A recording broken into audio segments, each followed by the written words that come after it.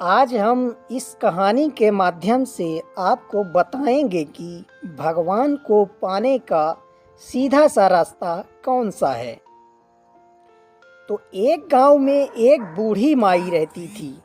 माई का आगे पीछे कोई नहीं था, इसलिए बूढ़ी माई बेचारी अकेले रहती थी। एक दिन उस गांव में एक साधु आया। बूढ़ी माई ने साधु का बहुत ही प्रेम पूर्वक आदर सत्कार किया। जब साधु जाने लगा तो बूढ़ी माई ने कहा, महात्मा जी, आप तो ईश्वर के परम भक्त हैं। कृपा करके मुझे ऐसा आशीर्वाद दीजिए जिससे मेरा अकेलापन दूर हो जाए। मैं अकेले रहकर टूट चुकी हूँ। साधु ने मुस्कुराते हुए अपनी झोली में से बाल गोपाल की एक मूर्ति निकाली और बूढ़ी माई को देते हुए कहा, माई, यह लो आपका बालक है। इसका अपने बच्चों की तरह प्रेम पूर्वक लालन पालन करती रहना। तब बुढ़िया बड़े लाड प्यार से ठाकुर जी का लालन पालन करने लगी। एक दिन गांव की कुछ शरारती बच्चों ने देखा कि माई मूर्ति को अपने बच्चों की तरह लाड प्यार कर रही है। नटखट बच्चों को माई से हंसी मजाक करने की सूझी। उन्होंने माई, अरे मैया सुन, आज गांव में जंगल से एक भेड़िया घुस आया है जो छोटे बच्चों को उठाकर ले जाता है और मार कर खा जाता है।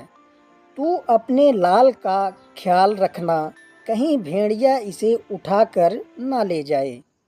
बूढ़ी माई ने अपने बाल गोपाल को उसी समय कुटिया में विराजमान किया और स्वयं लाठी लेकर दरवाजे पर पहरा लगाने के लिए बैठ गई।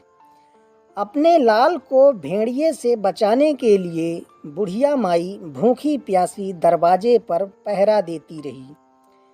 पहरा देते देते एक दिन बीता, फिर दूसरा दिन, तीसरा, चौथा, पांचवा दिन बीत गया।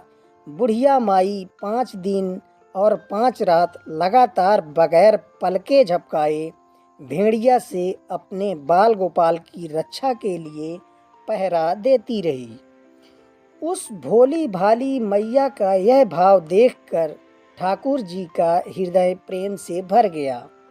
अब ठाकुर जी को मैया के प्रेम का प्रत्यक्ष रूप से आस्वादन करने की इच्छा हुई। तब भगवान बहुत ही सुंदर रूप धारण कर वस्त्र आभूषणों से सुसज्जित होकर माई के पास आए।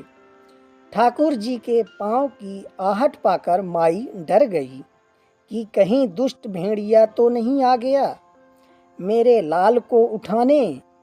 माई ने लाठी उठाई और भेड़िए को भगाने के लिए उठ खड़ी हुई।